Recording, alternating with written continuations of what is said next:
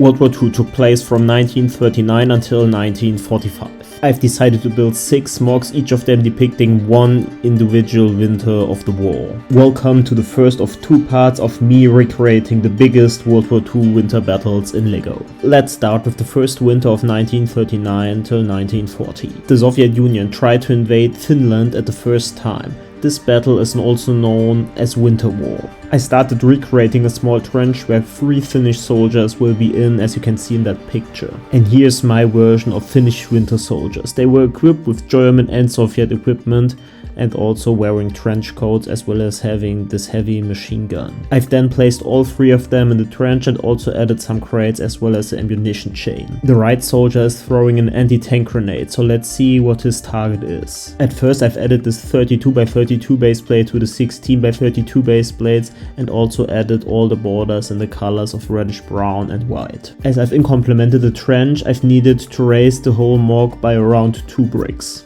Once the border was done, I just needed to elevate the rest of the MOC and therefore I used a lot of filler bricks as well as white and dark bluish grey plates. As you won't see the plates later on, it wasn't important which the color was. Just for the ones at the corner I've decided to use white ones, as I didn't want it to have these ugly plates showing at the final MOC. The 16x16 plates are always helpful to fill in big gaps fast.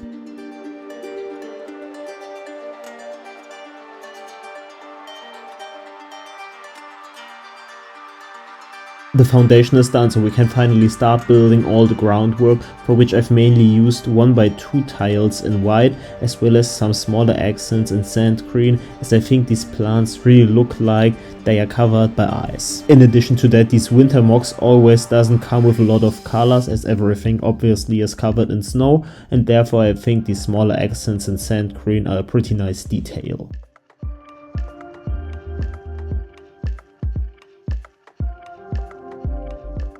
Next I've added these special trees. I've therefore used Lego chains, as I think these work perfectly for trees which are covered by ice in the winter. In addition to the chains, I've used these hinge plates to create some cool angles for the trees.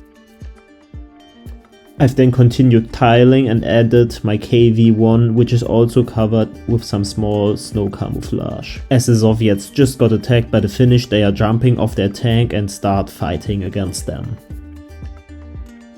Even their officer is involved in the battle, and this poor soldier is unfortunately already hit by the machine gun.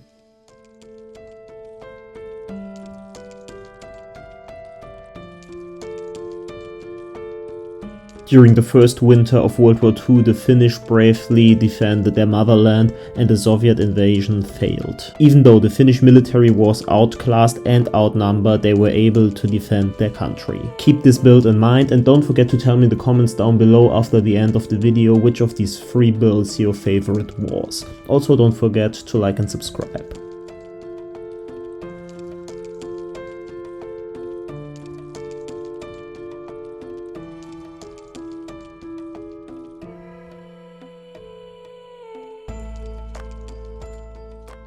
Before continuing the video, let me quickly inform you about the pre-order which ran out on October 19th of the Bricks of Valor Advent Calendar. After that, the calendar won't be available anymore. It includes the SD-Craft Set 10 as well as 4 minifigures and a lot of accessories. To thank you for the support, we raffle a €100 gift card under one of the customers who bought the calendar yet or will buy it until Sunday. Thanks to everyone, and let's continue with the video. The Battle of the Atlantic was pretty intense during the winter of 1940 and 1941. I've therefore built a German Type 7 U-boat. It was the most produced German U-boat during World War II and was also known as Atlantic Front boat. As it was unrealistic to build this boat in minifigure scale, I've decided to go with the same scale as I did with my Bismarck, which is 1:280. If you're interested in micro scale vehicles, I highly recommend watching the video about my Bismarck right after this one. But let's focus on the superstructure of this Type 7 U-boat, which actually wasn't that easy as it was pretty slim in that scale. I've used a bunch of wedge plates and smaller plates to recreate it. In addition, I've decided to split the U-boat into 2 colors just as the real one, at which the top is light blue bluish grey and the underground will be dark bluish grey. But as this will only be the waterline for now, you only see the light bluish grey part. Once the first side was completed, I've basically mirrored it and attached both of the halves together. I've just attached some brackets to attach the conning tower afterwards. But now it's time to actually connect both of the halves. I've therefore turned them around, and here is where the magic happens. I've placed these small clips in the beginning, which allowed me to place this little bar piece in both of them. Now I just needed to add some final details as well as the conning tower. I've therefore again used a lot of brackets.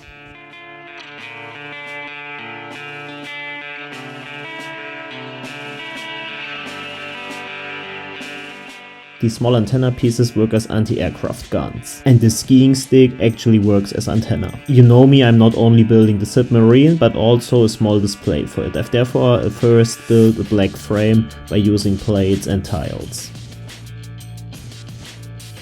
I've then added the Type 7 U-boat to it and also used these diamond pieces which work as water.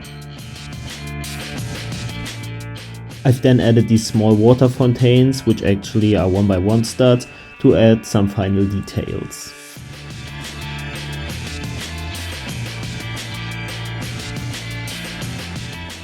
And here's our U-boat hunting for lightships in the Atlantic Ocean.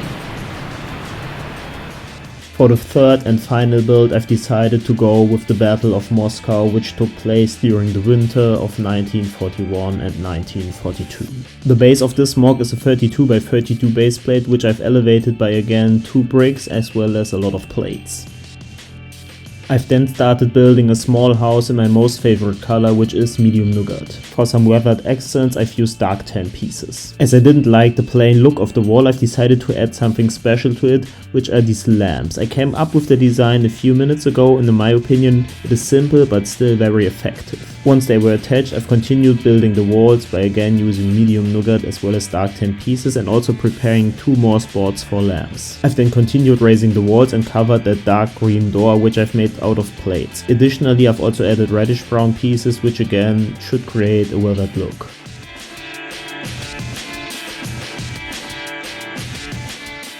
I've made this dark red roof off camera and also added these 2 spots of snow. I've then attached these clip pieces, which allowed me to connect both parts of the roof. I've then added the construction to the house. I really like how this house turned out, and let's continue with the landscape. As the theme of this video still is winter battles, of course we needed to add some snow. I've created the dark bluish grey road by using these tiles, at which at the left and right side of it is a lot of snow. The wedge plates perfectly work for natural borders in that case.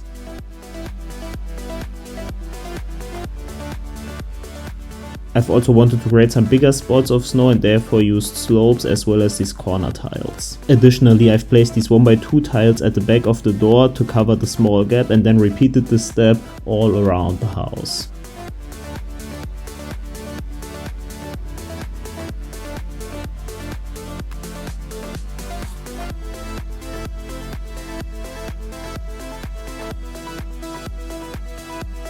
Finally, all snow details are done and we can continue building this small road sign. I've therefore attached 2 printed tiles onto that bar piece. One is saying Achtung Minen, the other one is showing where the Hauptkampflinie is, which is 1 kilometer away, and as you can see that Panzer 38T is just coming from there. After adding our 3 German soldiers in winter uniform, the MOC is done. Feel free to like and subscribe, and if you enjoyed the video, make sure to watch part 2, which already drops next week on Saturday. Thanks for watching and see you next time. Bye bye.